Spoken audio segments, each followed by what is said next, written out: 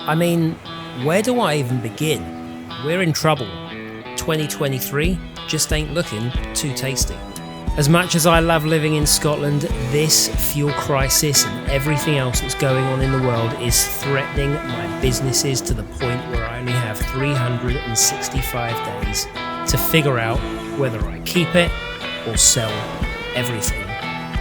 So let's just rip this band-aid off and get into this absolute mess of a year and how it is absolutely screwing me. Let's start from the beginning of Scotland. Let's roll back to 2017. I am working in my friend's hotel and I get presented with the opportunity to buy an ex-hotel in Scotland for the ridiculous sum of £169,000.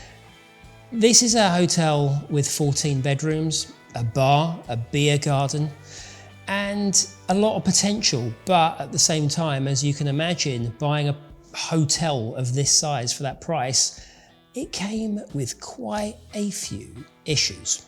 So we ran it as a hotel for 3 years.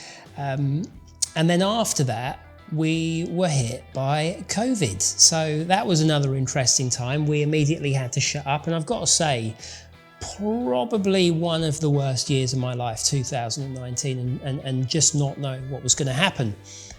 After that, we realised that the hotel model probably wasn't correct, and we've transitioned to rebranding as Victoria House Dunoon, and we now rent out this property on a week or a weekend basis to just one group at a time. So we have up to 22 people that turn up here every week. They usually turn up for family gatherings, birthdays, hen parties, wetting the baby's head, whatever it is. We're now not renting individual rooms, we rent the property out as a whole, and it's proving to be a really good model for us. We started working on the building and we've been constantly working on this building for the last 5 years. We now find ourselves in the position that we have a maximum of 1 more year to figure out if this is going to work for us or whether we get rid of it. So I just want to bring you along for that journey. As much as I like making my videos on my cars, I realise that I do it as sporadically as I do because there are so many more challenges that we get hit by as a business, and I get hit by as a business owner. So rather than making less videos for when I have time to work on the cars and do those things, I thought it would be much more interesting to kind of invite you into the other parts of my life and really show you what it's like to try and survive with a building of this size and see if we can make it. Before we get into this house, I know you keep asking me about the GT6, so let's just go and have a little look at that very, very quickly. This door is usually shut, however we can go through there to what was the cafe, and this is the office that you usually see on my videos. And there is my lovely GT6 that I've done absolutely nothing on for the last 1.25 years. So the good news is we've just received a new radiator for this, so I'm going to make a video on that, but let's leave that for now. And all the other things I could talk to you about in here, including this absolutely beautiful CX500. Holler at me if you love classic motorbikes. Let's get on with some jobs today and what we need to do on Victoria House Dunoon. So first job today, and we've got, I think it's 4 days. What day are we on? Tuesday? Yeah, guests turn up on Friday for a week. One thing I really want to get fixed is this water ingress that we've had a bit of a bad time with. So all down here, all down this corner. Let's get around the corner a bit. We've had really bad water ingress from what I thought initially was the window up there, but that is not the issue. As it's off season, we've got 4 days between weekend bookings to figure out exactly what is going on with this water ingress. We've basically got water ingress coming down this wall here. One of our Victorian gutters have failed.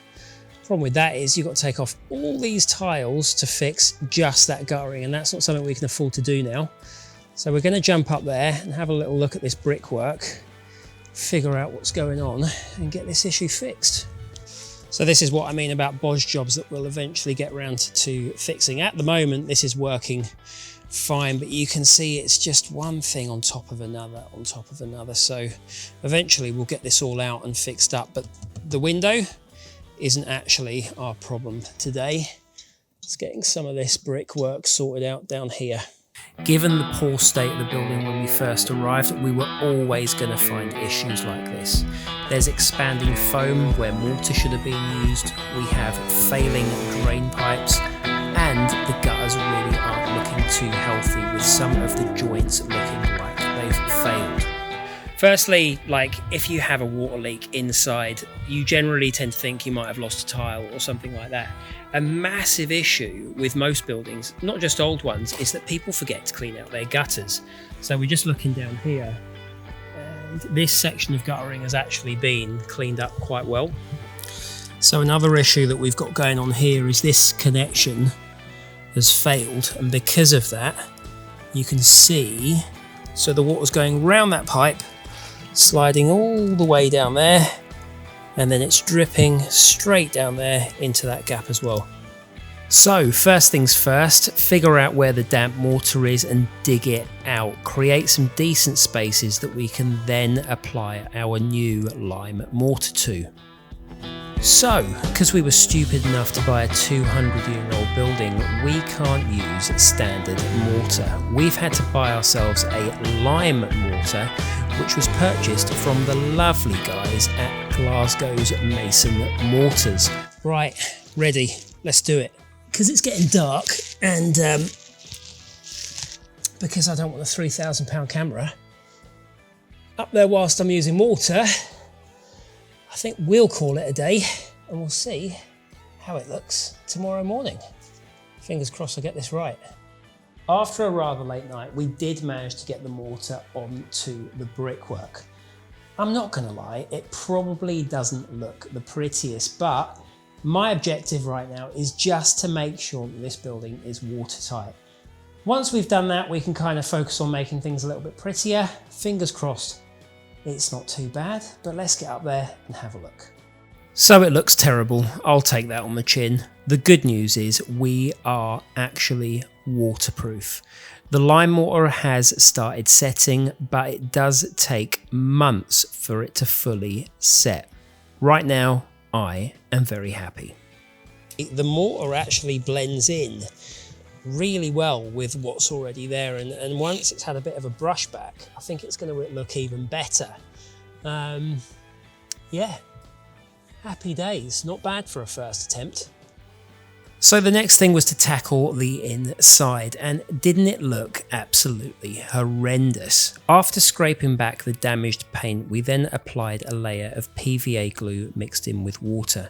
The reason we did this is it just helps stains stop from coming through your fresh paintwork. We then used polyfiller to fill in some of the really bad damage that had been caused by the water ingress.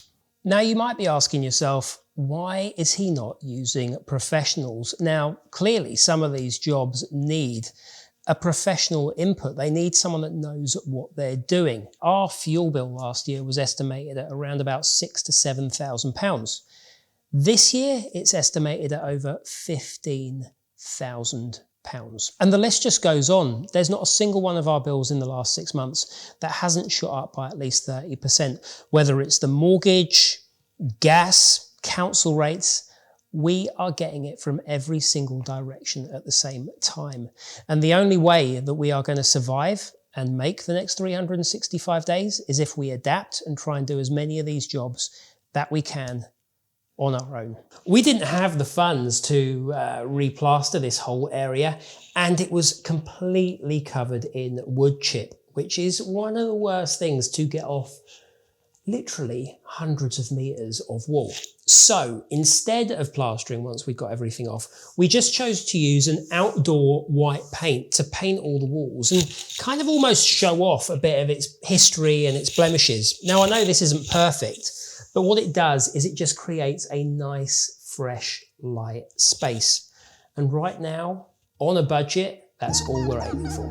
So that's it. Welcome to the hustle, warts and all, for the next 365 days.